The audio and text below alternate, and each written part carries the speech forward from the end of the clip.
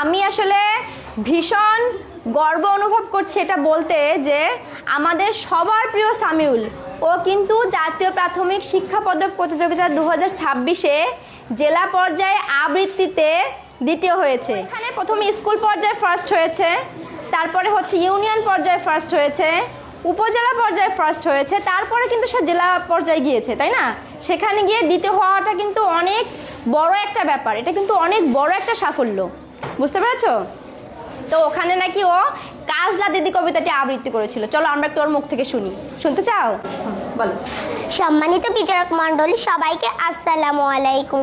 আমি সামিউল মাহমুদ মোল্লাহাট উপজেলার 17 নং দক্ষিণ গাংনী সরকারি প্রাথমিক বিদ্যালয় থেকে এসেছি। আবৃত্তি করছি কবি যতীন্দ্রমোহন বাগচির কাজলা দিদি কবিতাটি। বাঁশ বাগানের মাথার উপর চাঁদ উঠেছে ওই, মাগো আমার শুলুক বলা কাজলা দিদি কই। পুকুর ধারে নিবুর তলে থোকায় থোকায় জোনায় জলে, ফুলের গন্ধে ঘুম আসে না একলা জেগে রই, মাগো আমার কোলের কাছে কাজলা দিদি কই। সেদিন হতে দিদিকে আর কেনই বানা ডাকো, দিদির কথায় আঁচল দিয়ে মুখটি কেন ঢাকো। খাবার খেতে আমি যখন দিদি বলে ডাকি, তখন ও ঘর থেকে কেন মার দিদি আসে না কো। আমি ডাকি তুমি কেন চুপটি করে থাকো, বলো মা দিদি কোথায় গেছে, আসবে আবার কবে। কাল যে আমার নতুন ঘরে পুতুল বিয়ে হবে, দিদির মতন ফাঁকি দিয়ে আমিও যদি লুকোই গিয়ে, তুমি তখন একলা ঘরে কেমন করে রবি। আমিও নাই দিদিও নাই, কেমন মজা হবে। ভুঁই চাপাতে ভরে গেছে শিউলি গাছের তল, মারাস নিমা পুকুর থেকে আনবে যখন জল।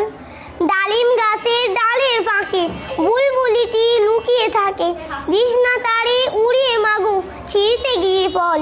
দিদি এসে শুনবে যখন বলবে কি মা বল, বাঁশ বাগানের মাথার উপর চাঁদ উঠেছে ওই, এমন সময় মাগো আমার কাজলা দিদি কই। বেড়ায় ধারে পুকুর পাড়ে চিড়ি ডাকে ঝোপে ঝাড়ে, নিবুর গন্ধে ঘুম আসে না তাইতে জেগে রই, মাগো রাত হলে যে মাগো আমার কাজলা দিদি কই। ধন্যবাদ। হাততালি দাও জোরে।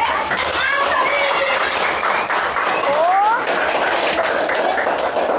মানে একেবারে মর্মস্পর্শী কবিতা আবৃত্তি করেছে, তাই না? হ্যাঁ, তোমরা কি কবিতার অর্থটা জানো? মাগো আমার শোলক বলার কাজলা দিদি কই, জানো তোমরা এর মানে জানো? মানে ওই দিদি মারা গেছে, সেজন্য ওর মার কাছে আক্ষেপ করতেছে। বুঝতে পেরেছো? ওর দিদি কিন্তু আর এই পৃথিবীতে নেই, সে মারা গেছে। দিদি মানে কে? আপু, বড় বোন, তাই না? সে মায়ের কাছে তারপরে কি করছে, আক্ষেপ করে এই কথাগুলো বলেছে। এত সুন্দর করে তুমি আবৃত্তি করেছো সামিউল, আমার একদম প্রাণ ভরে গেছে। ঠিক আছে বাবা, তুমি অনেক বড় হও, অনেক বড় হও, অনেক বড় হও, অনেক আশীর্বাদ রইল তোমার জন্য। যাও।